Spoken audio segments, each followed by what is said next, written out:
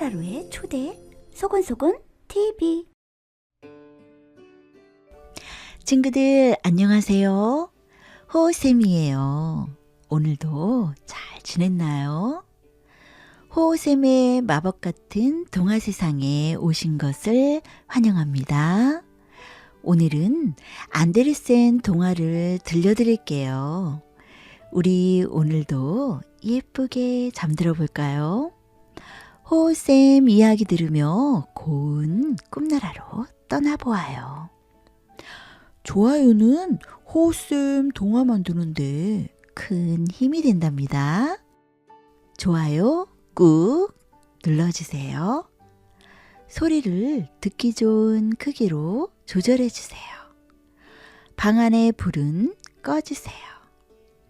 두 눈은 꼭 감고 양팔은 가지런히 놓아주세요. 입꼬리는 빙그레 올리고 미소 지으며 숨은 크게 쉬어보세요.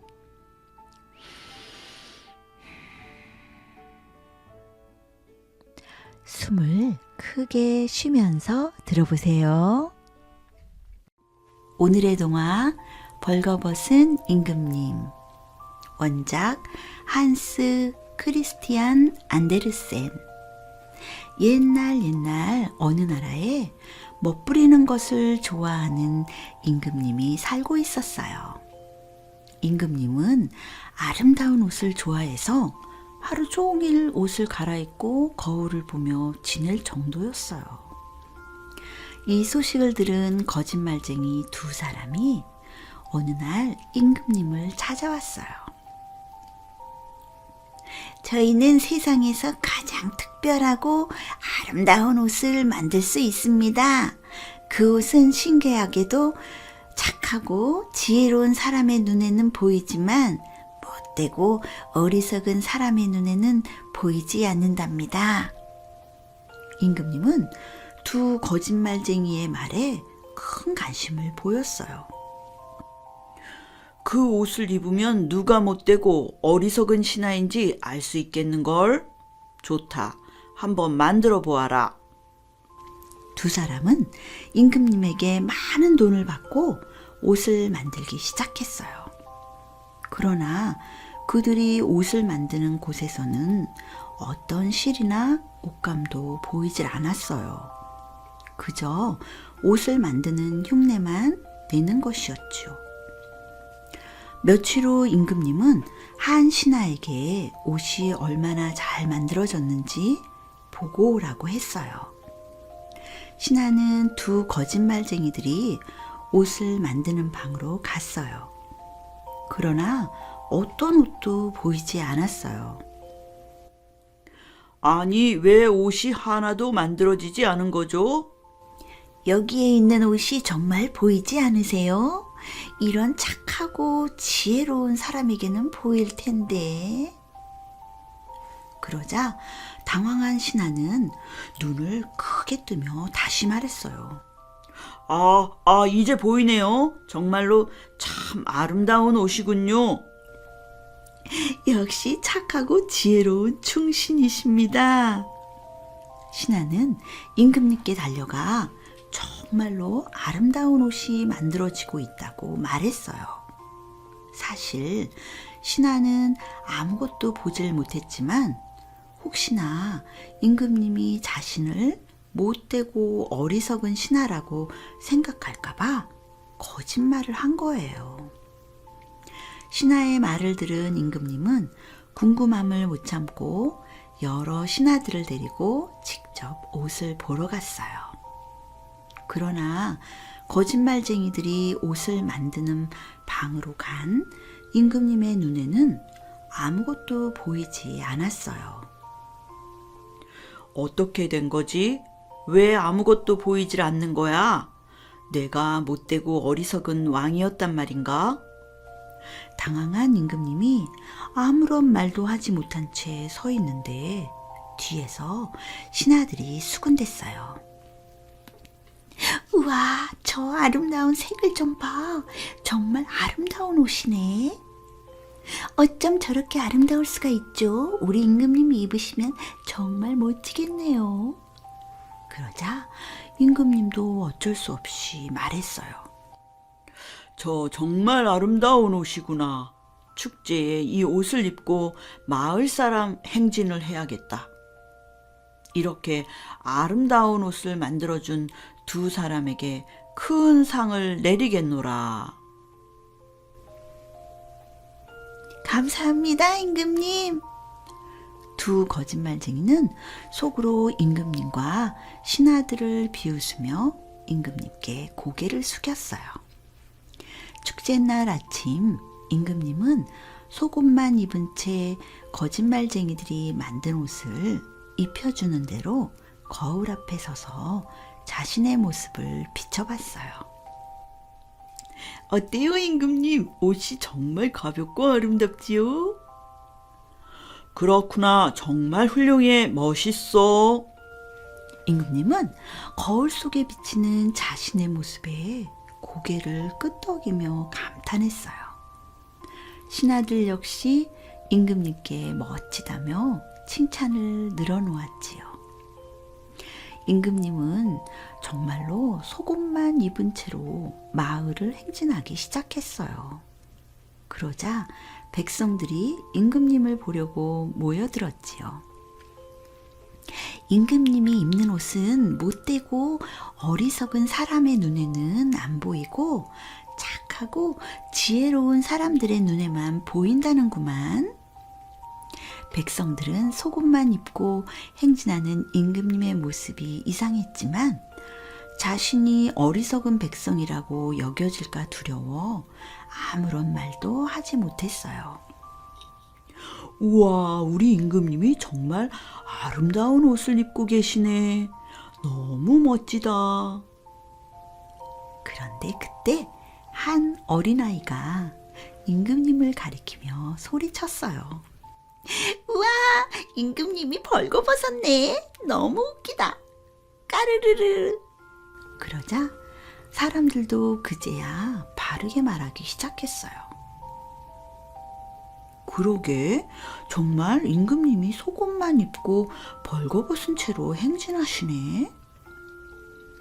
백성들의 말을 들은 임금님은 너무나 부끄러워 얼굴이 빨갛게 달아올랐지만 아무렇지 않은 척 끝까지 행진을 마치고 성으로 돌아왔어요. 임금님은 자신이 그동안 아름다운 옷을 입고 멋부리는 것에만 몰두했다는 것을 반성했어요. 그리고 두 거짓말쟁이들을 잡아다가 벌을 내리고 바르게 이야기했던 어린아이를 불러 큰 상을 내렸답니다. 백조의 호수. 원작 블라디미르 베기체프와 헬체르. 어느 작은 나라에서 지그프리트 왕자의 20번째 생일 무도회를 준비하고 있었어요. 지그프리트, 내일 무도회에서 결혼할 신부감을 찾아야 한다. 왕자의 나라에서는 20번째 생일 무도회에서 신부감을 찾아 결혼해야 하는 풍습이 있었어요. 그러나 왕자는 정말로 사랑하는 사람과 결혼을 하고 싶었어요. 왕자는 여러 가지 고민을 하며 걷다가 호숫가까지 오게 되었어요. 그곳에는 백조들이 모여서 헤엄을 치고 있었어요. 그런데 바로 그때 백조들이 갑자기 아름다운 여인들로 변하는 게 아니겠어요? 당신은 누구죠? 저는 오데트 공주예요. 이 여인들은 저의 시녀들이지요. 이 호수를 거닐다가 나쁜 마녀의 저주를 받아 낮에는 백조로 변하고 저녁에는 원래의 모습대로 변하는 마법에 걸렸답니다. 오데트 공주에게 첫눈에 반한 왕자는 나쁜 마녀를 무찌르고 공주를 구해주겠다고 했어요. 안 돼요. 그건 너무 위험해요. 오직 진정한 사랑만이 저를 구할 수 있답니다. 사람들 앞에서 진정한 사랑을 제게 맹세하셔야 해요. 그럼 내가 내일 저녁 무도회에서 당신을 내 신부로 선택하겠어요. 꼭 참석해 주세요. 오데트 공주와 지크프리트 왕자는 많은 이야기를 나누고 함께 춤을 추며 시간을 보냈어요. 그런데 저 멀리 나무 위에서 이 모습을 지켜보는 크고 검은 새가 있었어요. 그 새는 바로 아무도 모르게 변신해서 공주를 감시하고 있는 나쁜 마녀였어요. 다음 날 아침 왕자의 생일을 축하하는 즐거운 무도회가 열렸어요. 여러 나라에서 많은 손님들이 찾아와 왕자의 생일을 축하해 주었지요. 모두가 즐거운 시간을 보내고 있었어요. 저녁이면 오데트 공주를 만날 수 있어. 빨리 시간이 지나갔으면 좋겠다. 바로 그때 검은 드레스를 입은 공주가 무도회장에 들어왔어요. 바로 오데트 공주였어요. 지크프리트 왕자는 반가운 마음에 공주에게 다가갔어요. 드디어 오셨군요, 오데트 공주. 그러나 공주는 아무 말도 하지 않고 미소만 지었어요. 사실은 나쁜 마녀가 오데트 공주처럼 변장해서 간 거였어요. 이러한 사실을 알 리 없는 왕자는 오데트의 모습을 하고 있는 나쁜 마녀와 즐겁게 춤을 추었어요. 창밖에서는 오데트 공주가 백조의 모습을 하고 창문에 날개를 부딪히며 왕자를 불렀지만 왕자는 듣지를 못했어요. 춤이 끝난 후 왕자는 사람들 앞에서 오데트의 모습을 하고 있는 마녀에게 맹세했어요. 나 지크프리트 왕자는 당신만을 영원히 사랑할 것입니다. 나와 결혼해 주세요. 지크프리트 왕자가 청혼을 마치는 순간 아름다운 오데트 공주가 숨을 헐떡이며 무도회장으로 뛰어들어왔어요. 왕자님, 안 돼요. 나쁜 마녀에게 속아서 맹세하지 마세요. 그러자 마녀가 자신의 모습을 드러내며 말했어요. 하하하! 왕자가 사랑한다고 맹세한 사람은 바로 나다. 오데트, 너는 평생 백조의 모습으로 살아야겠구나. 왕자는 나쁜 마녀에게 속아 오데트 공주를 알아보지 못한 것을 후회했어요. 그때 날이 밝아오고 있었어요. 오데트 공주는 다시 호수로 돌아올 수밖에 없었지요. 지크프리트 왕자는 오데트 공주를 찾아 호수로 왔어요. 그러고는 울고 있는 한 마리의 백조를 꼭 끌어안으며 말했어요. 공주, 알아보지 못한 것을 용서하시오. 그러나 내 사랑은 오직 당신뿐입니다. 왕자님, 어쩌면 저는 평생 백조의 모습으로 살지도 몰라요. 흐흐. 바로 그때 나쁜 마녀가 나타났어요. 너희들은 절대 이루어질 수 없다. 그러자 화가 난 왕자가 칼을 뽑아들고 마녀에게 맞서 싸웠어요. 마침내 두려워하지 않고 용감하게 마녀에게 맞선 왕자가 마녀를 무찔렀어요. 마녀가 쓰러지자 백조의 모습을 했던 오데트 공주와 시녀들이 하나둘 아름다운 여인의 모습으로 변했어요. 왕자의 공주를 향한 사랑의 힘으로 마법이 풀린 거예요. 그 후 지크프리트 왕자와 오데트 공주는 결혼을 하고 오래오래 행복하게 살았답니다. 꿈도깨비 안데르센 동화. 소년 미르는 월요일에 일찍 잠들었어요. 코 자고 있는데 꿈속에서 도깨비가 나타나 미르의 귀에다 속삭였어요. 내 방을 예쁘게 꾸며줄게. 갑자기 꽃병의 꽃이 아름드리 나무로 변하더니 무성한 가지가 천장으로 마구마구 뻗어나갔어요. 그 다음에는 가지 위에 예쁘고 향기로운 꽃이 피었다가 금방 케이크와 초콜릿으로 변했어요. 미르가 손을 뻗어 케이크를 따먹으려 할 때였어요.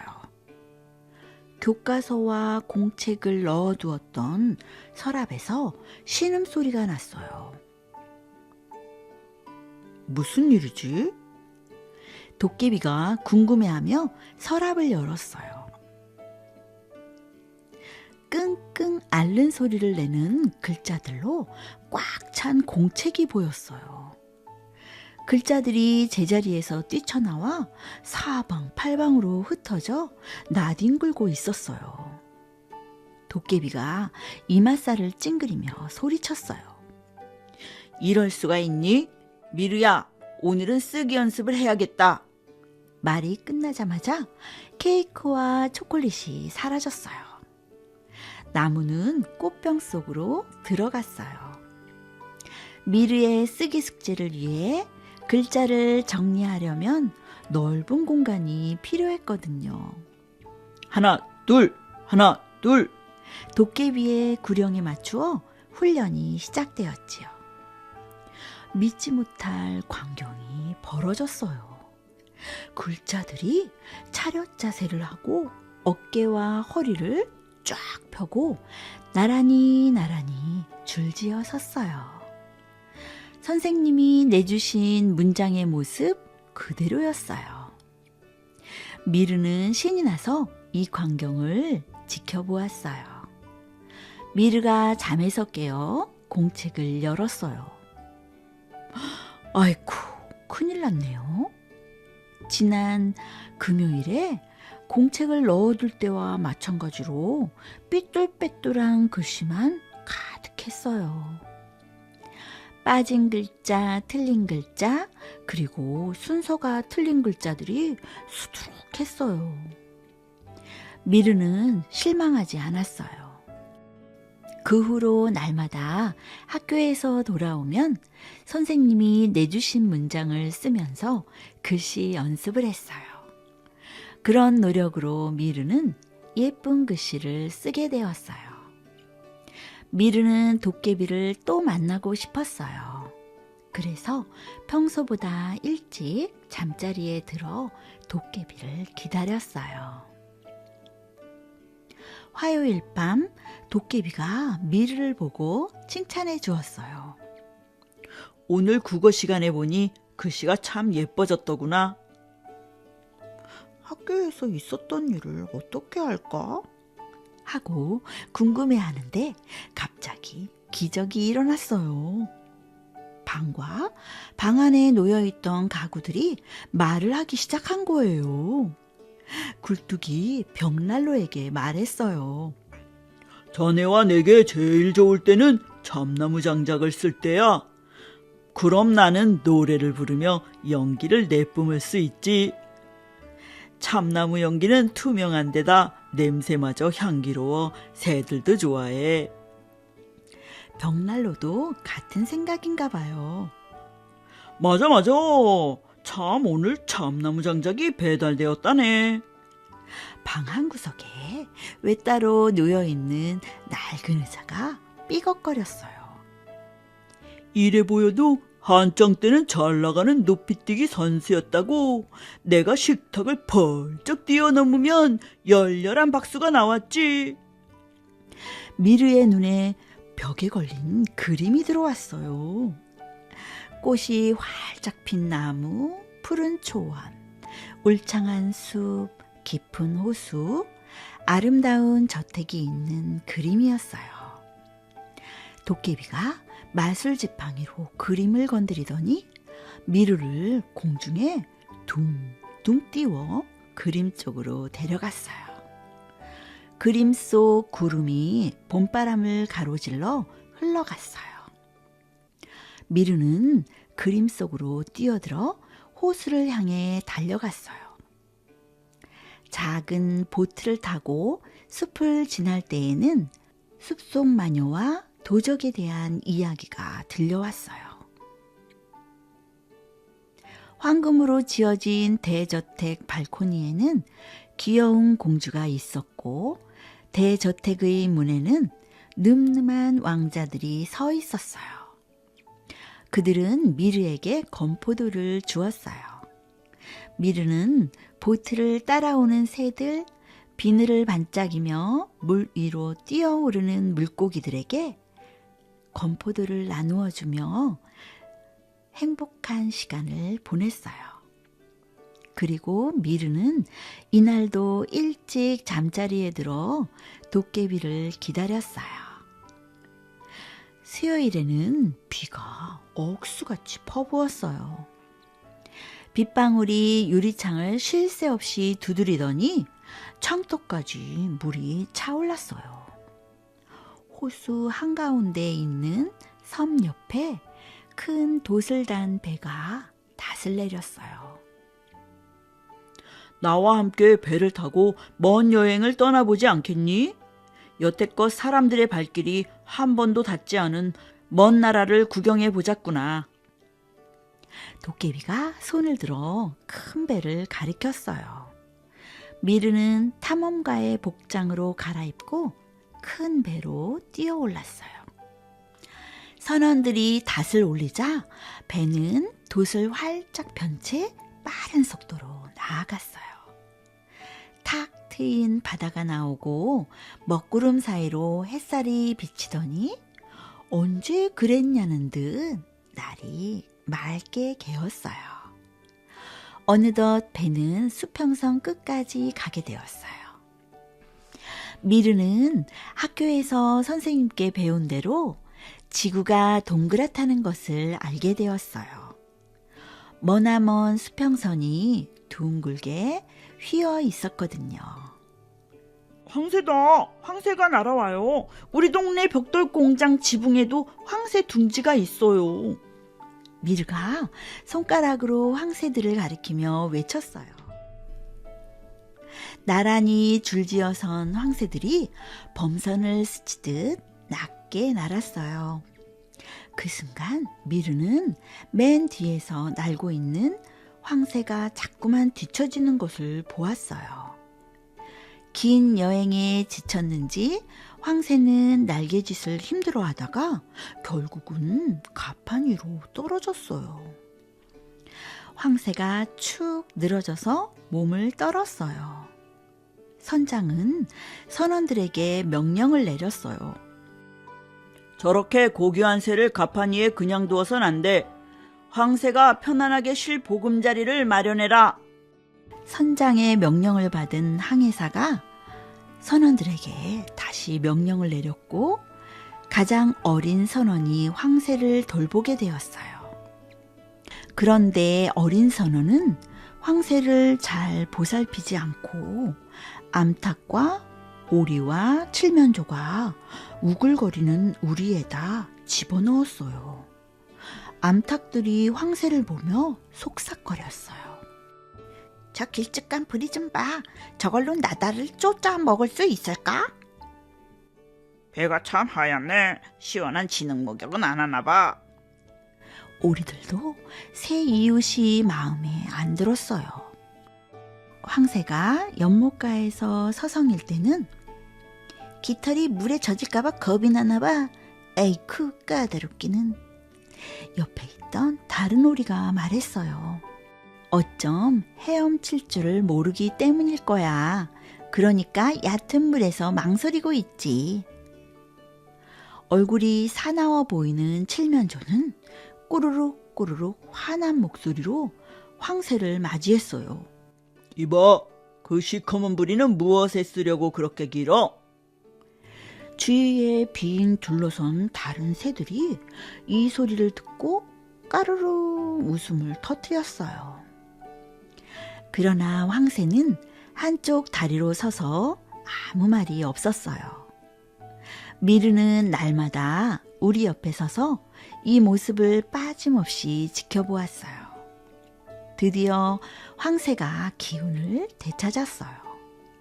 미르가 우리 문을 열어 황새를 꺼내 주었어요. 헐헐 날아가렴. 멍청한 새들의 무례한 행동일랑 싹 잊어버리고. 고귀한 황새는 고마움이 가득한 눈으로 미르를 돌아보더니 날개를 쫙 펴고 공중으로 날아올랐어요.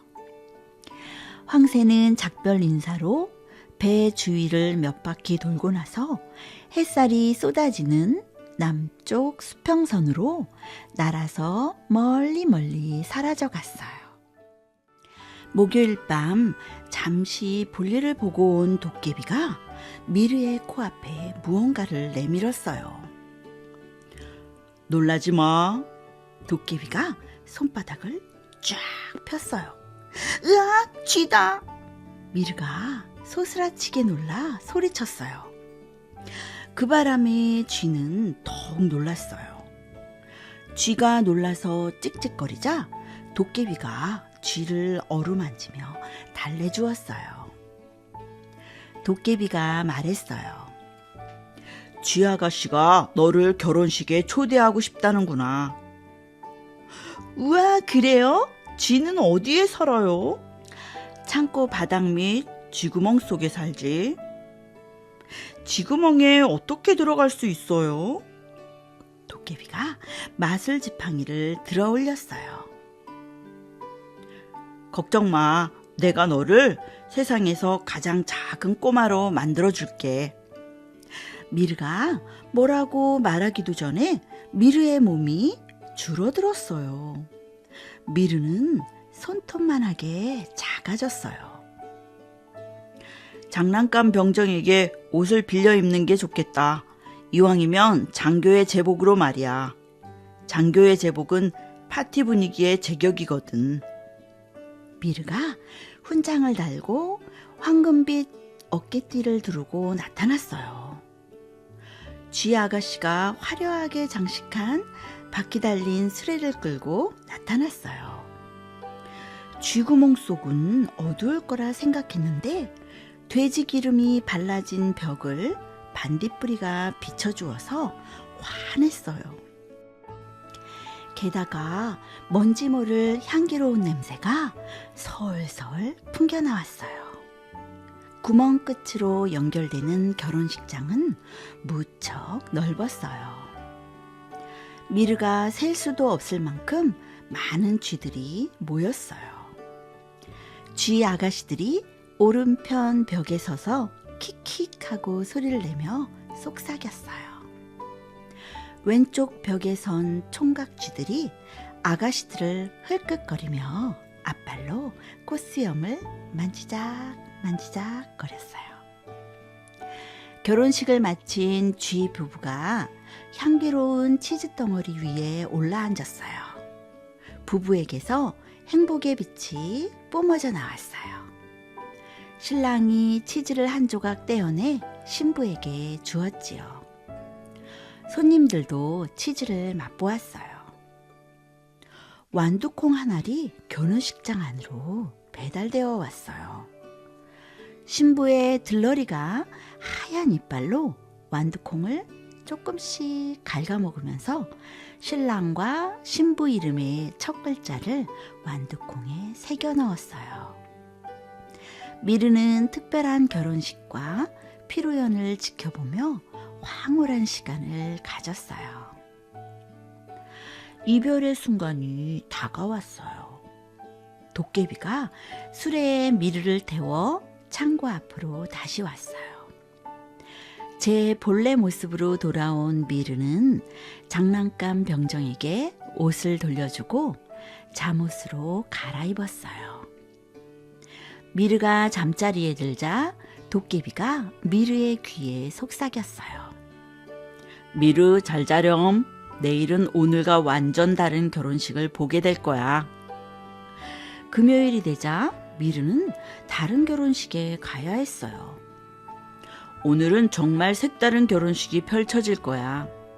도깨비가 미르에게 말했어요.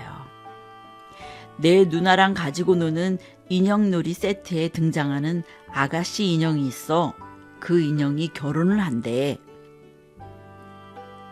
아가씨 인형이라고요? 누구지? 누구랑 결혼하는 건가요? 아가씨 인형은 베르타이고 베르타가 결혼하려고 하는 상대는 헤르만이라고 하는 나무 인형이야. 미르가 웃으며 말을 했어요. 에이, 그건 누나가 지어낸 말이에요. 인형들 옷이 너덜너덜해져서 새 옷이 필요할 때가 되면 그런 이야기를 지어냈어요. 무슨 일이 벌어질지 다 알고 있으니 싱겁겠네. 그래도 좋아요. 누나가 무슨 일을 꾸밀지 알지만 그래도 갈게요. 무대 한가운데 두꺼운 반지로 지은 예쁜 집이 있어요. 포수가 지휘관의 명령에 따라 대포를 발사했어요. 10대의 대포에서 차례로 대포가 터질 때마다 포수들은 물통 속에 몰래 숨겨둔 럼주를 꺼내 한 모금씩 마셨어요. 신랑 헤르만은 낡은 목욕 가운으로 만든 줄무늬 양복을 입었어요. 신부 베르타의 웨딩드레스는 레이스가 곱게 달린 흰색 손수건이었어요. 결혼식이 끝나고 인형극장 합창단이 군가로 축가를 불러주었어요. 신부와 신랑을 위해 축하의 만세를 부르세. 우리 인형을 창조한 신이시여, 당신이 이들을 보호해 주소서. 축가가 끝나자 손님들이 결혼식 선물을 신부에게 안겨주었어요. 피로연을 마치고 신랑과 신부는 호박마차를 타고 신혼여행을 떠났어요. 토요일이 되었어요. 한 곳에 머물러 있으니 따분했어요. 창문만 바라보며 그날 밤 펼쳐질 꿈을 상상했어요. 미르가 이불을 얼굴까지 바싹 끌어당기며 천진한 표정으로 공중에 대고, 오늘은 어떤 꿈을 보여줄 거예요? 결혼식은 이제 제발 그만이요. 그러자 천장에서 얘 좀 봐라. 이제 나한테 이래라 저래라 하네. 내일이 일요일이라 나도 바쁘다고. 왜 바빠요? 미르는 질문을 해놓고는 잠이 쏟아져 스르르 잠들었어요. 꿈속에서 도깨비는 그림으로 장식된 우산을 펼쳤어요. 저것 좀 봐라. 숲, 교회, 뾰족탑, 창문, 산, 밤하늘의 별밭.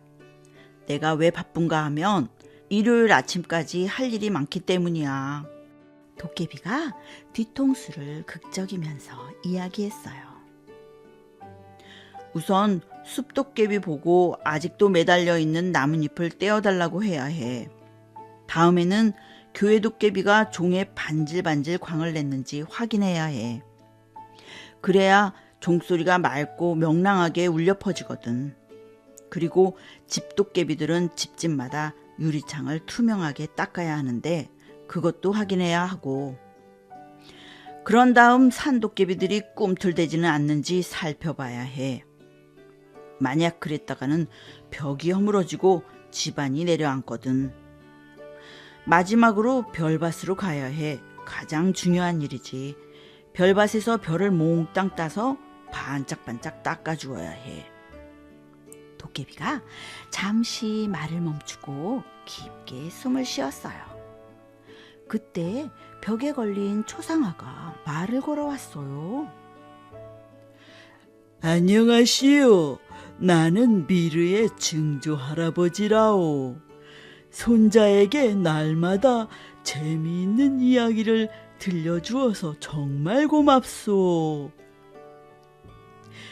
근데 대체 무슨 재주로 밤하늘에서 별을 따서 무릎 위에 올려놓고 광을 낸다는 말이오. 별은 지구보다 큰 또 다른 세계요. 게다가 너무 멀리 떨어져 있어. 도깨비가 초상화에게 인사를 건넸어요. 말씀 감사합니다. 그러나 선생이 이 집안의 어른이라 해도 나는 그보다 더 오래 살았소이다. 이미 먼 옛날부터 그리스와 로마 시대 사람들은 나를 꿈의 신이라 불렀지요. 초상화는 입이 굳어버렸어요. 그건 그렇고 별을 따다 사랑하는 연인에게 주고픈 마음을 알고 있어? 연인의 눈 속에 비친 별을 찬양한 시인이 몇이나 되는지 아시오? 하긴 이런 이야기는 듣고 싶지 않겠지요. 이제부터 선생이 미르에게 꿈꿀 수 있도록 해주면 고맙겠소. 말을 마치고서 도깨비는 우산을 접어 겨드랑이에 끼고 휙 떠나버렸어요. 아니, 요즘에는 자기 의견도 마음대로 말할 수 없나 보네. 증조 할아버지 초상화가 투덜거리는 소리에 미르가 잠에서 깨었어요. 일요일 저녁 미르는 증조 할아버지 초상화를 안 보이게 숨겼어요. 그래야 지난밤처럼 도깨비랑 시비 붙지 않을 테니까요. 다시 찾아온 도깨비를 반갑게 맞으며 미르가 물었어요. 모르는 이야기가 하나도 없는 것 맞아요? 마술지팡이와 밀대가 사랑에 빠지고 나무숟가락이 그들을 질투하는 이야기는 없나요? 도적대의 습격을 받아 포로가 된 마녀나 악마의 이야기는요? 도깨비의 입가에 미소가 번졌어요. 한 달 내내 해도 시간이 모자라겠는걸? 가만히 있자. 내게 내 형님을 소개해줘야겠다. 형님의 마술지팡이는 내 거보다 훨씬 강력하지. 너도 아마 들어보았을 거야. 형님의 이름은 불도깨비지. 싫어요. 도깨비님의 형님이라 해도 불도깨비는 무섭단 말이에요. 미르가 두려움에 질려 손을 가로저었어요. 얘야, 두려워하지 마. 사람들이 잘못 알고 있는 게 많단다. 실제로 형님은 뼈를 덜덜 떨지도 않아. 저기 잘생긴 말 위에 올라탄 형님 보이지? 멋진 제복을 차려입은 병사와 고동색 말이었어요. 병사는 한 무리의 아이들 앞에 멈추어 서더니 몇 마디 질문을 던지는 것 같았어요. 그리고 병사는 아이들을 자신의 앞과 뒤에 나누어 태웠어요. 지금 뭐 하는 거예요? 미르가 물었어요. 형님이 부모님 말씀 잘 듣는 아이들은 앞에 앉히고 부모님 말씀을 잘 안 듣는 아이들은 뒤에 앉혔지. 앞에 앉은 아이들은 아주 재미있는 이야기를 듣게 되고 뒤에 앉은 아이들은 무서운 이야기를 듣게 되지. 저분이 제 꿈속에 나타난다면 어떤 이야기를 들려주실까요? 미르가 묻자 도깨비가 방긋 웃었어요. 걱정 마. 지난번에 글씨 연습을 충분히 했잖아. 앞으로도 게으름 피우지 말고 열심히 하면 형님한테 무서운 이야기를 들을 이유가 없지. 휴. 미르가 마음을 놓으며 숨을 길게 쉬었어요. 그 순간 도깨비가 연기처럼 사라지고 아침이 되었어요. 이렇게 해서 월, 화, 수, 목, 금, 토, 일 이야기가 모두 끝났어요. 세상에서 가장 행복한 부부. 옛날 어느 나라에 왕자 부부가 살고 있었어요. 왕자 부부는 서로를 아끼고 사랑하면서 행복하게 지냈어요. 그런데 이 왕자 부부에게는 한 가지 걱정이 있었어요. 그것은 언제까지나 지금처럼 행복할 수 있을까 하는 것이었어요. 왕자 부부의 이런 걱정을 현명한 신하가 알게 되었어요.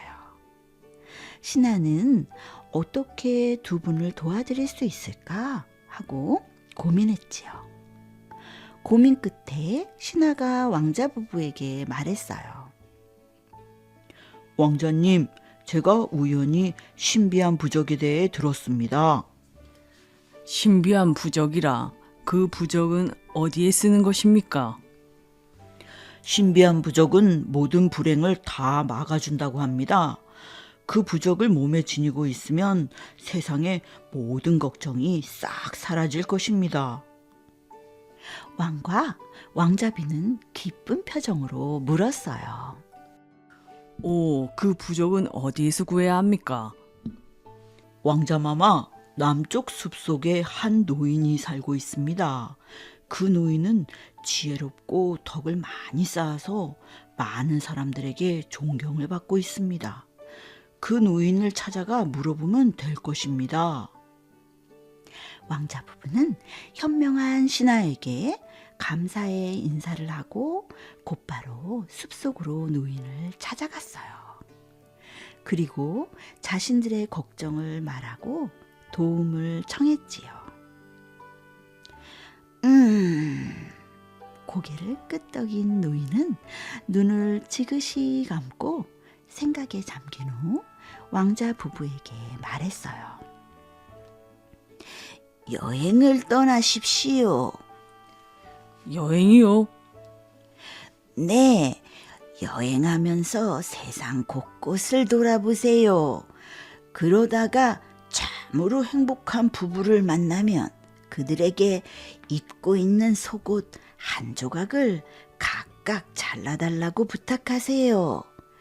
그것이 바로 신비한 부적이니 두 분이 각각 소중하게 몸에 지니고 다니세요. 그러면 두 분의 걱정은 싹 사라질 것입니다. 정말 고맙습니다. 왕자 부부는 노인에게 인사한 후 대궐로 돌아가 준비를 하고 서둘러 여행을 떠났어요. 그들은 여행을 하면서 들은 행복한 부부들을 찾아다녔지만 참으로 행복한 부부는 아니었어요. 그러던 어느 날 왕자 부부는 어느 마을에 한 기사 부부가 아주 행복하게 살고 있다는 소문을 듣게 되었어요. 그래서 곧바로 그 기사를 찾아가 물었지요. 두 분은 정말 행복하십니까? 그렇습니다. 저희 부부는 정말 행복합니다. 하지만 딱 한 가지 걱정이 있답니다. 그게 뭔가요? 왕자비가 물었어요. 우리 부부에게는 자식이 없는 게 걱정이랍니다. 기사의 아내가 긴 한숨을 내쉬며 말했어요. 이 부부도 우리가 찾는 참으로 행복한 부부가 아니구나. 여기서도 신비한 부적을 얻긴 힘들겠어. 왕자 부부는 기사의 집을 떠나 여행을 계속했어요. 그리고 다음 마을에 도착해 그곳에서 가장 행복하다고 소문난 부부를 찾아갔어요. 두 분은 소문처럼 정말 행복하십니까? 왕자가 남편에게 물었어요.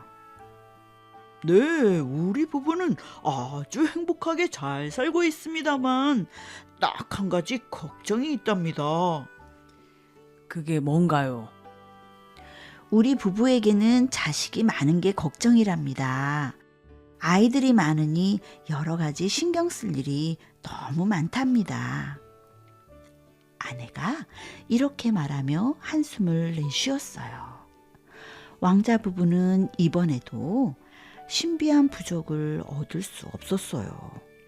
그들은 다시 길을 떠나 여행을 계속했지만 이 세상에서 참으로 행복한 부부를 만날 수가 없었어요. 그러던 어느 날 넓은 들판을 지나가게 된 왕자 부부는 아이들을 데리고 있는 한 아주머니를 보았어요.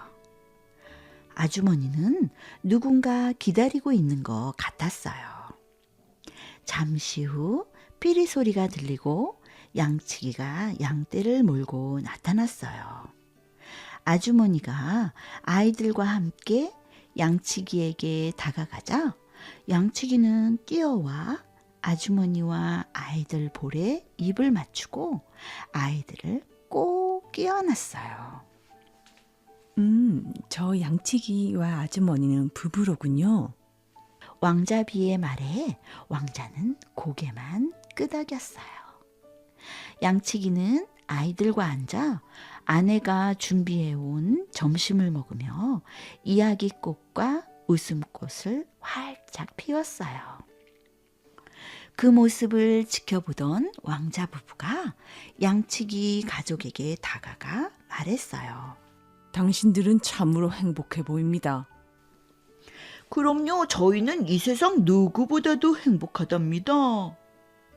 왕자 부부는 서로 마주보고 기쁜 표정을 지으며 말했어요. 미안하지만 부탁이 있어요. 우리에게 당신들이 입고 있는 속옷을 각각 조금만 잘라주시겠어요? 양치기 부부는 무슨 일인지 몰라 아무 대답도 못했어요. 그러다 양치기가 조심스럽게 말했지요.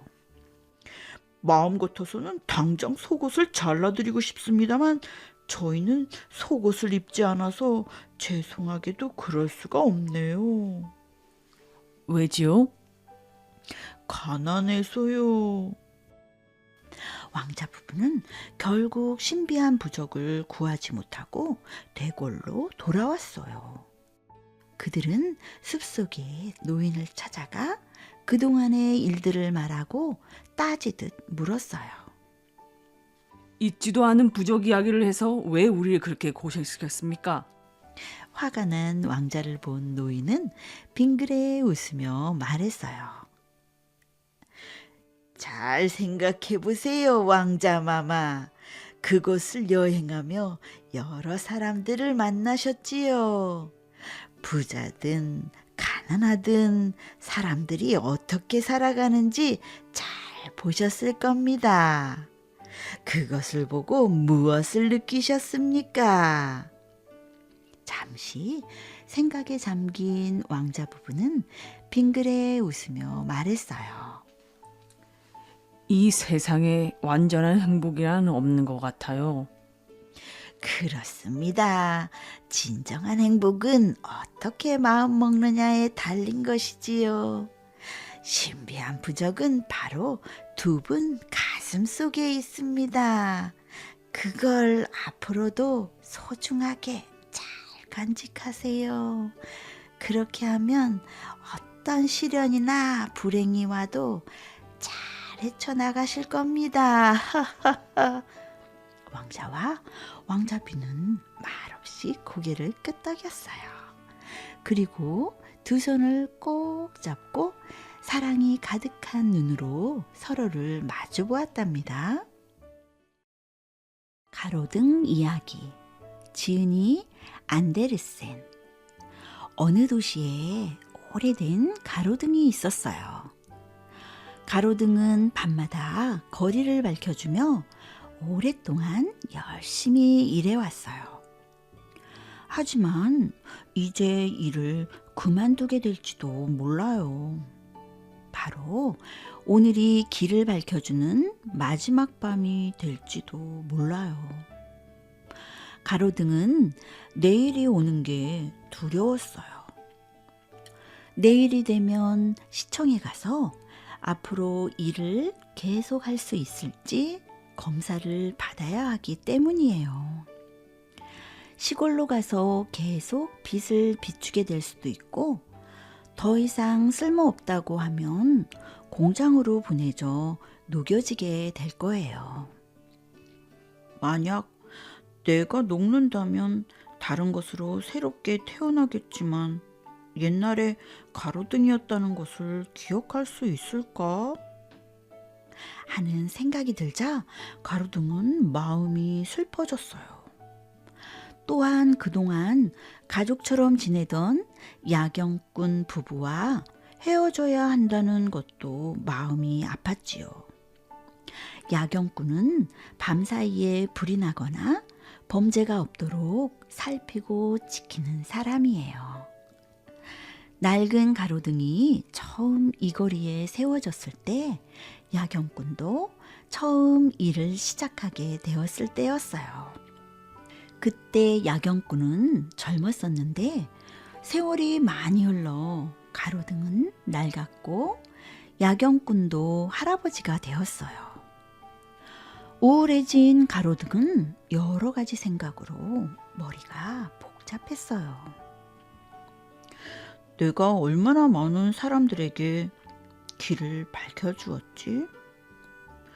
여기를 떠난다고 해도 사람들은 날 기억해 줄까? 아, 그래. 언젠가 잘생긴 젊은이가 지나간 적이 있었어.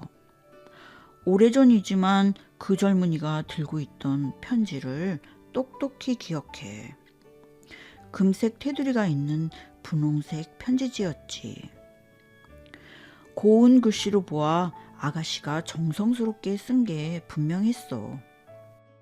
젊은이는 편지를 2번 읽고 편지지에 입을 맞추고는 날 쳐다보았어.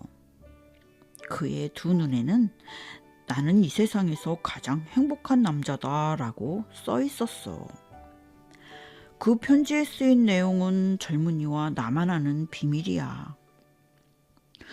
또 길에서 사랑하는 연인과 헤어지고 한 사람이 내 기둥에 기대에 울고 있었던 것도 생각나. 나를 쳐다보던 슬픈 두 눈은 절대로 잊을 수 없을 거야. 만약 내가 녹게 된다면 누가 나 대신 여기에 서 있게 될까? 그걸 안다면 새로 오는 가로등에게 바람이 어느 쪽에서 불어오는지, 달빛이 어디까지 비치는지, 안개나 비에 대한 것도 미리 알려줄 텐데. 그때 거리 모퉁이를 돌아 달려온 바람이 가로등의 공기구멍을 뚫고 들어왔어요. 갑자기 이게 무슨 소리야? 내일 떠난다고? 정말 우리 만나는 것도 오늘이 마지막이야?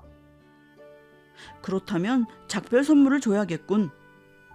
내 머릿속에 들어가 바람을 불어 넣어줄게. 그러면 머리가 맑아져서 너가 그동안 여기서 보고 들은 것들을 잊어버리지 않을 거야. 그래? 아, 정말 멋진 선물이야. 정말 고마워. 난 내가 너가 없어지지만 않았으면 좋겠어. 낡은 가로등이 말했어요. 그런 일은 없을 테니까 너무 걱정 마. 내가 내 기억을 새롭게 해주는 바람을 불어넣어 줄게. 이 선물을 받으면 오래오래 행복하게 지내게 될 거야. 혹시 내 몸이 녹아도 기억은 남아있을까? 그럼. 자신 있게 대답한 바람이 맑은 입김을 후 불어넣었어요. 그때 물방울이 지붕에서 가로등으로 똑 떨어졌어요. 난 회색 구름이 보낸 선물이야. 내가 내 몸속으로 들어가면 넌 녹슬어버리는 힘을 얻게 될 거고, 내가 원하면 바스라져서 먼지가 될 수 있을 테니 너에게 아주 좋은 선물이 될 거야. 그러나 낡은 가로등은 말도 안 되는 선물이라고 생각했고, 바람도 같은 생각이었어요. 이제 더 선물이 없나요? 바람이 큰 소리로 외치자 넓고 긴 꼬리를 단 별똥별이 내려왔어요. 별똥별의 빛으로 낡은 가로등의 주위가 무척 환해졌어요. 정말 멋진 선물이군. 별들은 언제나 나를 기쁘게 해주었어. 내가 아무리 애써도 늘 내 빛보다 눈부시게 반짝였어. 그런 별들이 나처럼 낡은 가로등을 기억하고 선물을 보낸 거야.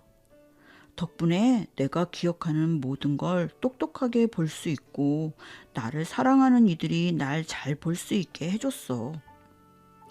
이게 바로 진짜 행복이야. 이 행복은 남들과 나눠야 해. 언젠가 들었던 말이 생각이 나. 기쁨은 나누면 배가 되고 슬픔은 나누면 반이 된다는 말이.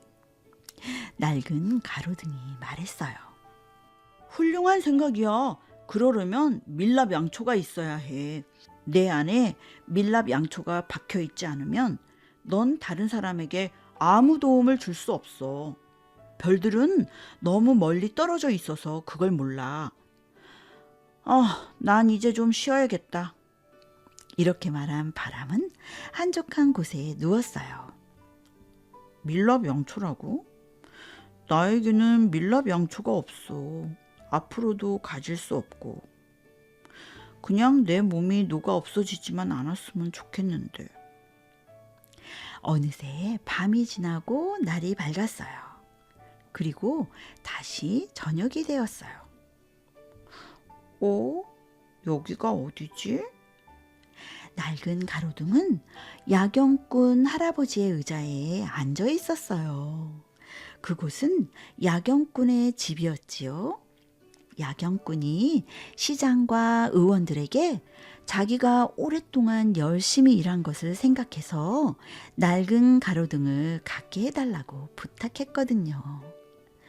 자식이 없는 야경꾼에겐 처음으로 자기가 직접 달았던 가로등이 자식 같다면서 말이죠. 그래서 가로등이 야경꾼과 함께 살게 된 것이에요. 야경꾼과 그의 아내는 지하방에서 살고 있었어요. 방은 아주 따뜻하고 편안했지요. 야경꾼은 아내에게 낡은 가로등과 함께 겪었던 일들에 대해 이야기했어요. 그 이야기를 듣자 가로등은 이제까지 겪었던 모든 것들이 마치 눈앞에 보이는 것처럼 생생하게 떠올랐어요. 바람이 준 멋진 선물 덕분이었지요. 야경꾼 부부는 무척 부지런해서 한순간도 게을리 보내지 않았어요. 그들은 일요일 오후에는 책을 읽었어요. 야경꾼이 큰 소리로 읽으면 아내는 창가에 있는 점토로 만든 코끼리 모양의 화분을 바라보며 이야기를 듣곤 했어요. 실제로 눈앞에 보이는 것 같아요. 아내가 이렇게 말할 때면 가로등은 지금 당장 자기 몸에 촛불을 밝혀주면 얼마나 좋을까? 그러면 눈이 어두운 부부도 작은 것까지 자세히 볼 수 있을 텐데 하고 생각했어요. 밀랍 양초가 없으니 내 모든 능력이 아무 소용없어. 여기에는 기름과 양초밖에 없잖아. 이런 걸로는 아무것도 못해. 아휴. 가로등은 긴 한숨을 내쉬었어요. 얼마 후 야경꾼 할아버지의 생일이었어요. 미소를 지은 아내가 가로등에게 다가와 말했어요. 오늘은 할아버지를 위해서 불을 밝힐 거야. 드디어 불을 밝힐 수 있게 됐어. 가로등은 너무나 기뻤어요. 그러나 가로등의 몸에는 밀랍 양초가 아닌 기름이 부어졌어요. 가로등은 저녁 내내 기름을 태우며 깨달았어요. 별이 준 선물이 평생 자신의 보물이 될 것이라는 것을. 그러면서 가로등은 꿈을 꾸었어요. 꿈속에서 야경꾼 부부는 세상을 떠났어요. 그리고 가로등은 공장으로 가서 스르르 몸이 녹아 쇳물이 되었어요. 그리고 다시 초를 꽂을 수 있는 촛대로 만들어졌어요. 작은 꽃다발을 든 천사 모양으로 가운데에 초를 꽂게 되어 있는 아름다운 촛대였어요. 촛대는 어느 초록빛 책상에 놓였어요. 책이 많고 여기저기 아름다운 그림들이 있는 멋진 방이었어요. 그곳은 어떤 시인의 서재였어요. 잠시 무언가를 생각한 시인은 종이에 글을 쓰기 시작했어요. 촛대가 그것을 보자 시인이 종이에 쓴 글들이 화면처럼 시인의 주위에 스르르 나타났다가 다시 사라졌어요. 방은 깊고 어두운 숲이 되었다가 찬란한 초원이 되었다가 별들이 반짝이는 밤의 잔잔한 물결을 가르며 바다를 항해하는 배의 갑판이 되었다가 했어요. 내가 이렇게 놀라운 힘을 가졌다니 내 힘은 정말 굉장해. 가로등은 이렇게 외치면서 꿈에서 깨어났어요. 이제 내 몸이 녹여져도 괜찮아. 하지만 야경꾼 부부가 살아있는 동안에는 안 돼. 그들은 지금 이대로의 날 사랑해. 늘 가족처럼 아껴주고 내 몸을 이렇게 반짝반짝하게 닦아주잖아. 난 그것만으로도 행복하니까 말이야. 그때부터 가로등은 불안한 마음이 모두 사라지고 마음이 아주 편안해졌답니다. 당신이 하는 일은 항상 오라. 옛날에 할머니와 할아버지가 살았어요. 방 한 칸에 창문 하나가 달린 초라한 초가집이었는데 초가 지붕 위에 황새가 둥지를 틀곤 했어요. 노 부부가 자식처럼 기르는 동물 식구들이 있었어요. 비좁은 단칸방에서 온종일 장난을 치는 고양이, 울타리 옆에 살면서 지나가는 사람만 보면 마구 지저대는 개, 그리고 울타리 너머 연못에서 헤엄치기에 바쁜 엄마 오리와 새끼 오리들이에요. 나이가 많아 기운이 빠져 그런지 농사 수확이 해마다 줄어들었어요. 여느 사람 같으면 근심 걱정을 줄줄 늘어놓았을 텐데 할머니는 그러지 않았어요. 영감이 하는 일은 항상 오라. 오직 이 한마디 뿐이었어요. 할머니는 다른 표현은 할 줄 모르는 사람처럼 이 말을 입에 달고 살았어요. 노름으로 돈을 몽땅 잃어도 이웃 농부에게 논밭을 빼앗겨도 게을러서 농사를 망쳐도 할머니는 같은 말만 되풀이했어요. 그러던 어느 날이었어요. 할머니가 마침내 다른 말을 꺼냈어요. 영감, 마을 장터에 가서 말을 팔거나 다른 물건으로 바꿔주면 고맙겠어요. 말은 우리에게 아무 쓸모가 없잖아요. 게다가 겨울은 닥쳐오는데 돈 한 푼 없이 어떻게 살아요? 할아버지가 선선히 승낙했어요. 할머니는 할아버지의 목에 목도리를 두르고 나비 넥타이를 묶은 다음 모자를 씌웠어요. 돈 많은 부자처럼 보이게 했던 것이에요. 할머니는 작별에 입맞춤을 하고 행운을 비는 뜻에서 바닥에 침을 테테테 하고 3번 뱉었어요. 할아버지가 돈 많은 부자처럼 의젓하게 말 위에 올라타고 마을 장터로 떠났어요.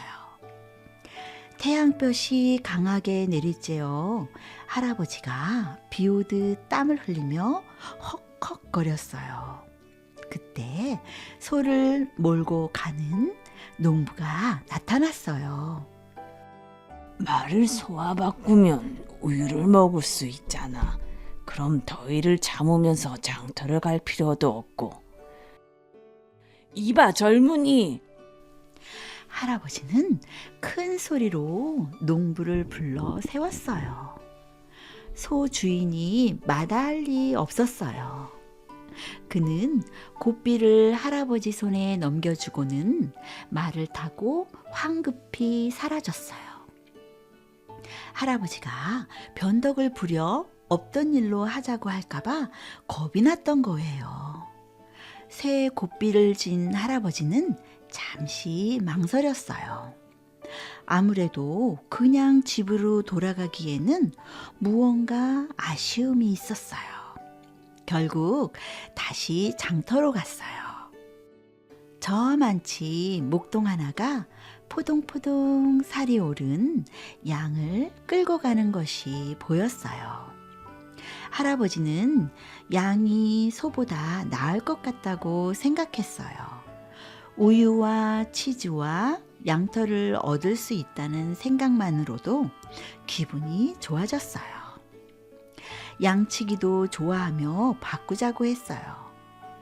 혼자만 들을 수 있는 작은 목소리로 할아버지의 어리석음을 비웃으면서 말이에요. 남은 일은 잽싸게 꽁무니를 빼는 것이었어요. 할아버지는 양을 데리고 길을 따라 걸었어요. 겨울이 오면 얼어 죽을지 모르니까 집 안에 들여놓아야겠다고 생각하면서 말이에요. 다리에 다다랐을 때였어요. 겨드랑이 밑에 덩치 큰 거위를 끼고 있는 사내를 보았어요. 사내는 폭이 좁은 다리를 앞에 두고 우물쭈물하고 있었어요. 아무래도 무거운 거위 때문에 다리 건너는 것을 두려워하는 것 같았어요. 할아버지가 사내에게 다가갔어요. 그놈 참 통통하구먼. 깃털도 참 담스럽고 거위를 양가 바꾸겠나? 우리 가족과 함께 연못에서 즐겁게 지낼 수 있을 거야. 거절하면 바보겠지요? 할아버지가 사내에게 정중하게 감사 인사를 했어요. 사내는 태연하게 인사를 받았어요. 속으로는 순 멍텅거리구먼 하고 실컷 비웃고 있었지만 말이에요. 사내는 애매한 웃음을 남기고 떠났어요. 목적지까지 멀지 않은 듯 했어요. 장터로 향하는 사람들이 부쩍 늘어났어요. 돼지와 씨름하는 사내, 염소를 끌어당기는 아이, 사람들과 부대끼며 무거운 거위를 들고 가자니 슬슬 딴 생각이 들었어요. 마침 암탉을 안고 오는 농부를 보았어요. 눈이 번쩍 뜨이는 기분이었지요. 암탉은 제가 알아서 먹이를 찾아 먹으니 뒤치다꺼리 할 일이 없잖아. 더구나 달걀과 병어리도 얻을 수 있고 완전 꺽 먹고 알 먹고네. 그에 비하면 이놈의 거위는 안고 가기도 힘들고 아무짝에도 쓸모가 없네. 이번 일요일에 잡아먹는다면 모를까. 그래서 농부를 불러 세우고 거위와 암탉을 바꿨어요. 할아버지는 스스로 몹시 만족스러웠어요. 자신에게 상이라도 주려는 듯 가까운 여인숙에 들어가 좀 쉬기로 했지요. 그 순간 한 여인숙의 간판이 눈에 들어왔어요. 검정말 여인숙이라고 씌어 있었어요. 여기가 안성맞춤이야. 내게도 말이 있었지. 혼잣말을 주절거리면서 안으로 들어서려는데 웬 마부가 자루를 등에 짊어지고 마당으로 나왔어요.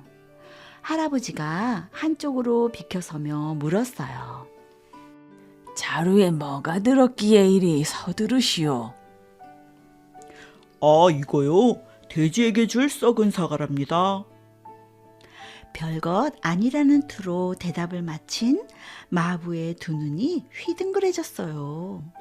아, 글쎄, 할아버지가 암탉과 썩은 사과를 바꾸자고 하는 거였어요. 할아버지는 마부에게 찬찬히 설명해 주었어요. 왜 내가 바보 같아 보이나? 천만의 말씀, 나도 다 생각이 있어서 이러는 거야. 지난번에 우리 집 사과나무에 사과가 한 개밖에 열리지 않았어. 그걸 나름 먹을 수 있나? 천장 위에 올려놓고 이웃 사람들에게 구경시켜 주었지. 어찌나 부러워하던지 그래서 썩을 때까지 그냥 내버려 두었어. 그렇게 자네에게 썩은 사과가 가득 든 자루를 얻어 이웃들에게 보여준다면 그들은 사과나무의 열매가 주렁주렁 열린 줄 알고 부러워 죽을 거라네. 마부는 정신 빠진 늙은이가 틀림없다고 생각하면서 암탉을 낚아채 잽싸게 자리를 떴어요. 그 광경을 지켜보던 여인숙 손님 둘이 어이없어 하며 혀를 끌끌 찼어요. 그중 하나가 궁금해 못 참겠다는 표정으로 물었어요. 썩은 사과 한 자루와 암탉을 교환하다니 정신 나갔어요? 모르는 소리 말게. 할아버지는 오늘 있었던 일을 처음부터 끝까지 자세히 들려주었어요. 성공한 장사꾼이 화려한 추억을 떠올리며 모험담을 늘어놓듯 말이에요. 손님들은 배꼽을 쥐며 웃었어요. 허허, 잘하신 일 같지 않은데요. 댁에 가서 마나님한테 혼깨나 나시겠어요. 손님이 손사래를 쳤어요. 아니야. 우리 할멈이 무슨 말을 할지 내가 잘 알아. 영감이 하는 일은 항상 오라. 이렇게 말하겠지. 할아버지가 대꾸하자 다른 손님이 깔깔깔 큰 소리로 웃었어요. 저랑 내기하실래요? 마나님께서 정말로 그렇게 말씀하신다면 제가 금화 한 자루를 드릴게요. 할아버지는 무엇을 거시겠어요? 금화 한 자루라? 거 좋지. 나는 뭘 걸까? 옳지. 이 썩은 사과 한 자루와 우리 할멈과 나와 내 집을 몽땅 걸겠어. 할아버지는 한 발짝도 물러서지 않고 큰 소리를 쳤어요. 여인숙에 한바탕 웃음꽃이 피었어요. 내기도 또 하나의 약속인지라 할아버지는 맥주 한 모금으로 갈증을 달래고서 곧바로 집으로 떠났어요. 호기심 많은 여인숙 손님 몇이 뒤를 따라왔어요. 영감, 어서 오세요. 말값으로 얼마나 받았어요? 이제 우리는 부자예요. 그렇죠? 할머니가 할아버지를 반갑게 맞으며 물었어요. 말을 팔지 않고 다른 것과 바꿨어. 그래요. 어련히 알아서 하셨겠지요. 할머니가 기쁨이 가득한 목소리로 할아버지를 칭찬했어요. 할아버지가 말을 소화 바꿨다고 설명하자 할머니는 입이 귀에 걸릴 만큼 환하게 웃었어요. 정말 잘하셨어요. 우유와 치즈와 버터를 만들어 내다 팔 수 있겠어요. 우유로 수프도 만들어. 그런데 소를 양가 바꿨다오. 할아버지가 말허리를 끊었어요. 할머니가 손바닥으로 이마를 탁 치며 소리쳤어요. 아이고, 내가 생각이 짧았네요. 영감은 어찌 그리 똑똑하지요. 양털 모자를 쓰면 겨울 추위에도 끄떡없을 거예요. 양털 양말도 짜드릴게요. 영감은 타고난 장사꾼이에요. 장사꾼. 할머니가 할아버지를 껴안으려 했어요. 그러나 그 전에 할아버지가 먼저 말을 꺼냈어요. 양을 거의와 교환했는걸? 할머니는 잠시 띵한 얼굴이었어요. 하지만 곧 쾌활한 목소리로 칭찬을 늘어놓았어요. 이번에도 미처 생각을 못했군요. 11월 11일 성마르틴 축일이 얼마 남지 않았잖아요. 맛있는 거위구이로 잔치를 베풀 수 있을 거예요. 영감은 생각이 정말 깊어요. 거의를 암탉과 바꾸었어. 할아버지가 또다시 고백했어요. 그래도 할머니는 바가지를 긁지 않았어요. 영감이 나를 위해 주는 거야 잘 알고 있었지만 내가 암탉을 기르고 싶어 했다는 건 어떻게 알았는지 모르겠네요. 아, 근사한 닭장을 만들어야지. 얼마 안 있으면 병아리가 태어나겠지요. 할멈, 너무 앞서가지 마. 암탉을 가져온 게 아니거든. 여인숙에서 마부를 만나 썩은 사과 한 자루랑 교환했어. 사과나무에 달랑 사과 한 알이 열린 일이며 그 사과를 찬장 위에 올려놓고 썩을 때까지 보관한 일을 생각하니 썩은 사과가 많았으면 좋겠더라고. 어머나, 이렇게 좋을 수가. 늘 가난에 쪼들이다 보니 불평도 많았잖아요. 하지만 오늘 사과 한 자루가 생겼으니까 찬장 위에 몽땅 올려놓자고요. 그럼 이웃 사람들이 우리를 보고 부자가 되었다고 부러워할 거예요. 에이고, 기특한 우리 영감. 영감은 정말 재치덩어리예요. 할머니가 덩실덩실 어깨춤을 추며 쪽소리가 나도록 할아버지 볼에 입을 맞추었어요.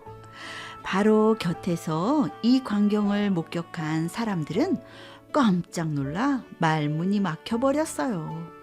마침내 돈 많은 손님이 시원스럽게 웃으며 말을 꺼냈어요. 인상 깊은 대화였습니다. 할머니께서는 할아버지가 돌아가신 뒤에도 영감이 했던 일은 항상 오라 하고 말씀하실 분 같군요. 여기 그 말을 받아주십시오. 할아버지는 내기에 이긴 자신이 몹시 자랑스러워 껄껄껄 하고 웃었어요. 할머니도 행복했어요. 딱총나무, 지은이 안데르센. 옛날 어느 마을에 요한이라는 소년이 살고 있었어요. 어느 날 요한은 밖에 나가 놀다가 감기에 걸리고 말았어요. 어머니는 바지와 신발이 젖은 채 기침을 하는 요한을 깨끗하게 씻겨서 침대에 눕혔어요. 그리고 딱총나무 차를 끓이려고 차주전자를 꺼냈어요. 감기를 치료하는 데는 딱총나무 차가 아주 좋았기 때문이에요. 바로 그때 누군가가 문을 두드렸어요. 위층에 사는 할아버지였지요. 할아버지는 아내와 자식 없이 혼자 사셨는데 다정하고 아이들을 많이 좋아해서 재미있는 동화를 많이 들려주었어요. 자, 이 차를 마시렴. 그럼 할아버지께서 재미있는 동화를 들려주실지 몰라. 할아버지, 그렇죠? 할아버지께서 요한에게 딱총나무 차를 마시면 재미있는 동화를 들려주겠다고 하자 요한은 후 불면서 차를 마셨어요. 그 모습을 보며 어머니와 할아버지가 흐뭇하게 웃었어요. 요한이 차 주전자를 보았어요. 그러자 차 주전자 뚜껑이 천천히 위로 올라가더니 주전자 안에서 딱총나무 가지가 나왔고 하얀 꽃송이들이 활짝 피어났어요.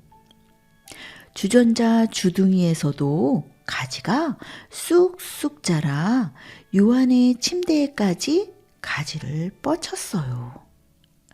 멋진 나무였고 꽃향기도 향긋했어요. 나무 한가운데에는 어떤 할머니가 앉아 있었어요. 할머니는 딱총나무 이파리처럼 초록색 바탕에 하얀 꽃무늬가 있는 옷을 입고 다정한 눈빛으로 요한을 내려다보고 있었어요. 저 할머니는 누구세요? 요한이 물었어요. 그리스와 로마 사람들은 나무 요정이라고 불렀단다. 하지만 저 아랫마을에 사는 사람들은 딱총나무 어머니라고 부르는데 우리도 그 이름이 좋을 것 같구나. 자, 이제 잘 들어보거라. 저 아랫마을 작은 마당에 이 나무처럼 크고 아름다운 딱총나무 한 그루가 자라고 있었지. 화창한 어느 오후 나이가 들어 뱃일을 그만둔 할아버지와 그 아내가 딱총나무 밑에 앉아 있었어. 그들은 금혼식을 올릴 예정이었단다. 금혼식은 결혼한 지 50주년이 되는 날을 축하하는 파티야. 할아버지와 할머니는 대화를 시작했어. 우리 어릴 때 이 마당에서 뛰어다니며 놀던 거 기억나요? 그때 정원을 만든다고 작은 나뭇가지들을 땅에다 심었었지. 그럼요. 작은 나뭇가지들에 열심히 물을 주었지요. 그중 하나가 바로 이 딱총나무 가지였잖아요. 그 가지가 이제는 이렇게 큰 나무가 되어 시원한 그늘을 만들어주네요. 그랬었지. 저 구석에 물통이 있었고 그 안에는 내가 만든 작은 배가 떠 있었지. 나중에는 진짜 고기잡이 배를 타고 떠나게 되었지만 말이야.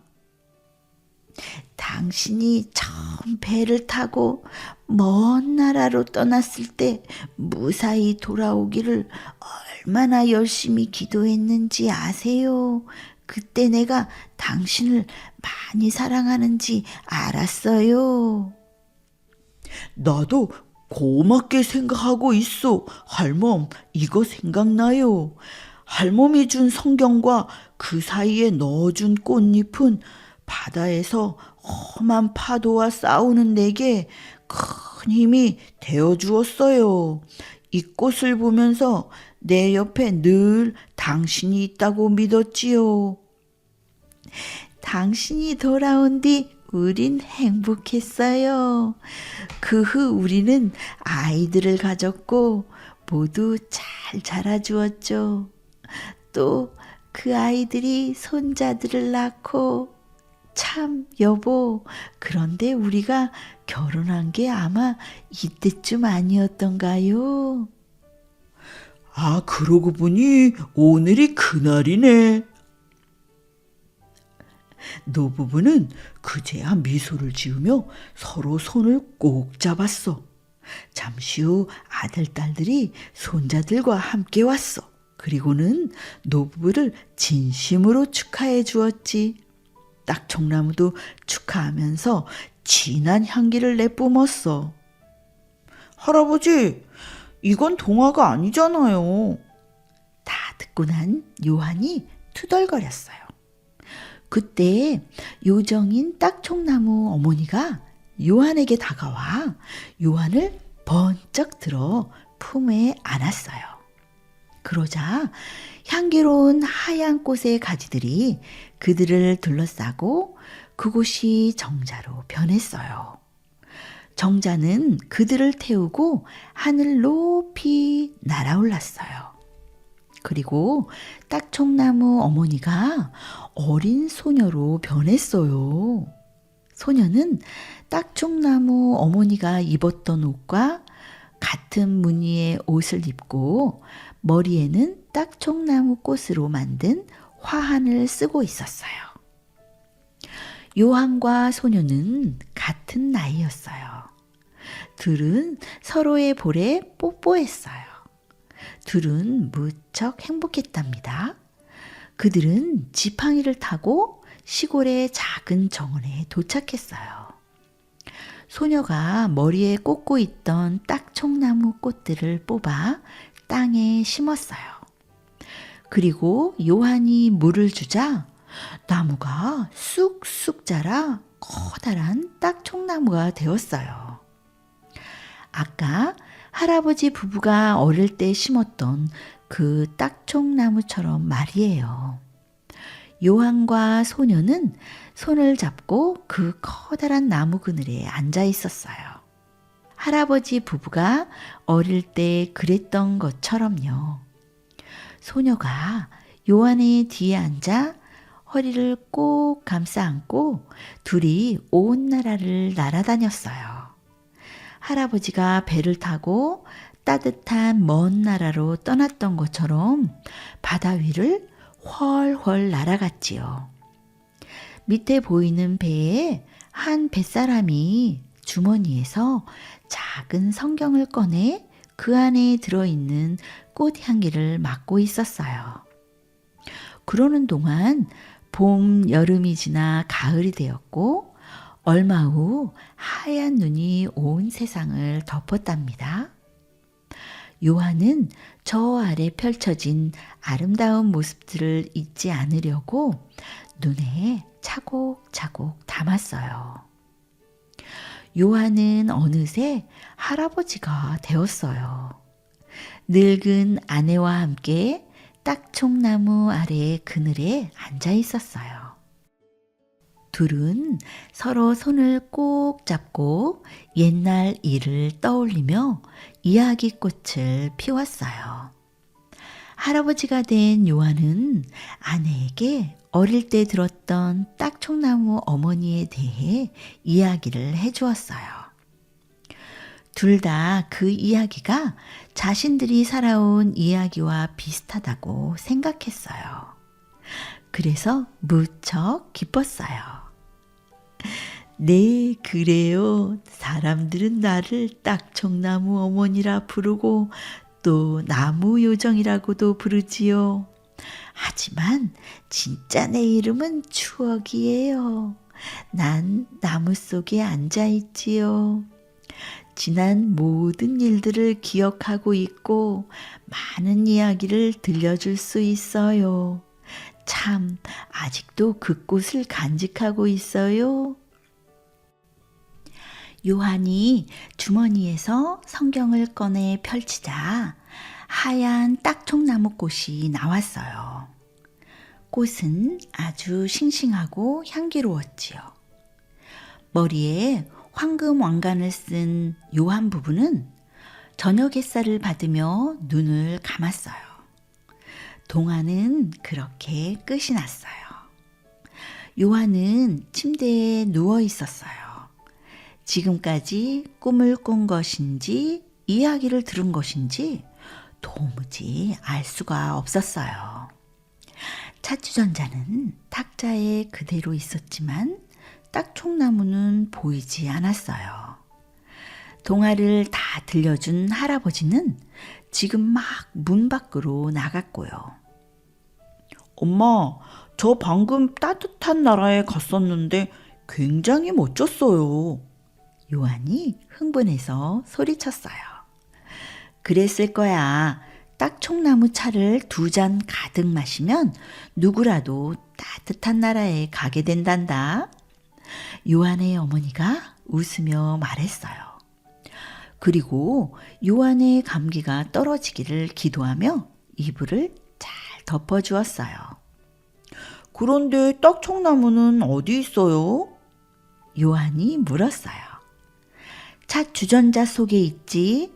아마도 딱총나무는 늘 여기에서 살고 있을 거란다. 요한아, 잘 자거라. 요한의 어머니가 웃으면서 대답했어요.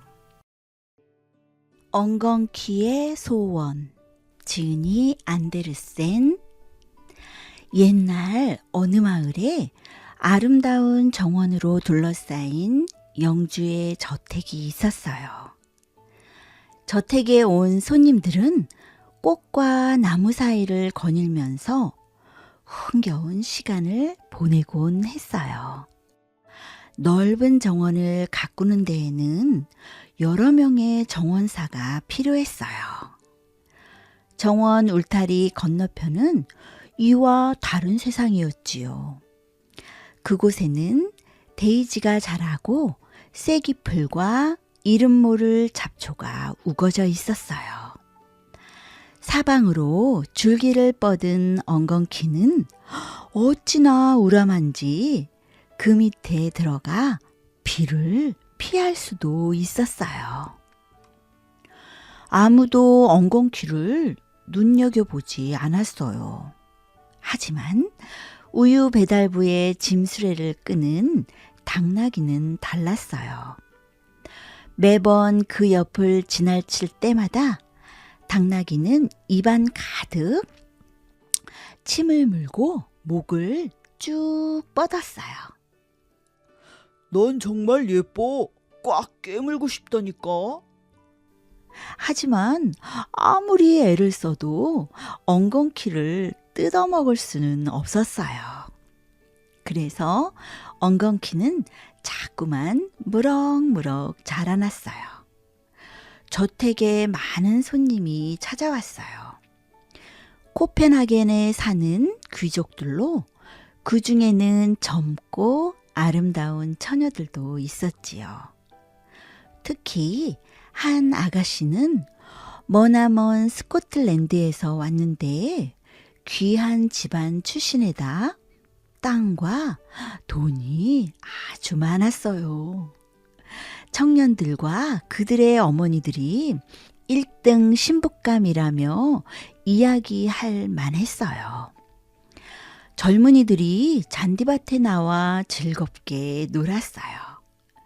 공놀이하고 꽃밭 사이를 거닐고 흥겨운 한때를 보냈어요. 한 처녀가 꽃을 꺾어 좋아하는 총각의 옷 단추구멍에 꽂아주었어요. 그러자 다른 처녀들도 앞다투어 예쁜 꽃을 꺾어 자기 짝에게 꽂아주었어요. 그러나 스코틀랜드 처녀는 한참을 망설이며 주위를 살피기만 했어요. 마음에 드는 꽃이 없는 것 같았지요. 그러다 울타리 너머에서 붉은 빛이 돌면서도 푸른 꽃을 피운 커다란 엉겅퀴를 보았어요. 처녀는 환하게 미소 지으며 영주의 아들에게 꽃을 꺾어달라고 부탁했어요. 저건 스코틀랜드의 꽃이에요. 우리나라를 표시하는 그림에 새겨져 있지요. 저걸 꺾어다 줄래요? 영주의 아들은 제일 탐스러운 꽃을 꺾으려다 가시에 찔리고 말았어요.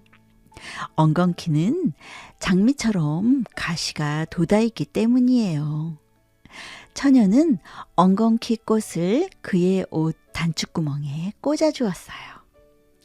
청년은 뛸 듯이 기뻤어요. 그 아가씨를 처음 보는 순간부터 가슴이 콩닥콩닥 뛰었거든요. 그런 눈부시게 아름다운 아가씨가 자신을 선택해 주었으니 기쁠 수밖에요. 청년은 햇빛을 받아 비단처럼 출렁이는 아가씨의 붉은 머리카락과 깊고 푸른 눈에 홀딱 빠져버렸어요. 청년을 보면 엉겅퀴가 얼마나 기뻐했을지 충분히 짐작이 갈 거예요. 엉겅퀴는 오랜 가뭄 끝에 담비라도 만난 듯 신이 나서 부르르 몸을 떨며 말했어요. 비로소 내가 다른 세계에 속할 귀한 몸이라는 사실을 알았어. 아름다운 아가씨가 내 꽃을 선택해 영주의 아들에게 건넨 이유가 무엇인 줄 아니? 엉겅퀴가 근처에 있는 데이지와 클로버에게 물었어요. 데이지와 클로버가 우물쭈물 대답을 미루자 엉겅퀴는 참지 못하고 서둘러 말했어요. 내가 있어야 할 곳은 정원밖에 아니라 울타리 너머 정원 안에 있는 꽃밭이란 말씀이야. 아가씨가 영주의 아들과 결혼한다는 소식을 들었을 때 엉겅퀴는 한층 더 기뻤어요. 엉겅퀴는 새로 피어나는 꽃봉오리들에게 화분인지 단축구멍인지 확실치는 않지만 정원 안 3개로 가게 될 것이라고 말했어요. 그러나 그 말은 물거품이 되고 말았어요. 꽃봉오리들이 활짝 피어났지만 찾아오는 손님은 꿀을 따라오는 벌들 뿐이었지요. 벌들이 엉겅퀴를 정원 안으로 옮겨다 줄 수는 없었어요. 엉겅퀴는 버럭 화를 냈지요. 이 날강도들 남의 걸 훔쳐가니까 좋아? 가시로 확 찔러버릴까 보다. 꽃들은 서서히 시들어가고 여름도 기운을 잃고 가을이 다가왔어요. 어쩌다 거미줄에 매달려 공중을 떠다니는 거미를 구경하는 일 뿐이었어요. 잎이 떨어지자 정원사들은 과일을 수확하고 겨울맞이 채비를 하느라 분주했어요. 정원사들이 이 무렵에 즐겨 부르는 노래를 불렀어요. 날아라 제비야 날아라 불어라 바람아 불어라 나뭇잎은 뒹굴고 겨울이 오는구나. 노래는 엉겅퀴를 더욱 우울하게 했어요. 엉겅퀴는 여전히 울타리 바깥 세상에 외로이 남아 있었으니까요. 영주님의 아들을 스코틀랜드 처녀와 맺어준 것은 바로 나야. 안 그래? 그런데 왜 나를 기억하지 못할까? 왜 내가 있어야 할 장소인 화분에다 옮겨 심지 않지? 엉겅퀴는 짐수레와 씨름하는 당나귀에게 하소연했어요. 당나귀는 들은 척도 하지 않았어요. 오직 엉겅퀴를 뜯어먹을 수 없다는 것이 속상할 뿐이었어요. 그렇게 몇 주가 흘렀어요. 엉겅퀴는 마지막 꽃을 피운 채 여전히 울타리 너머에 서 있었어요.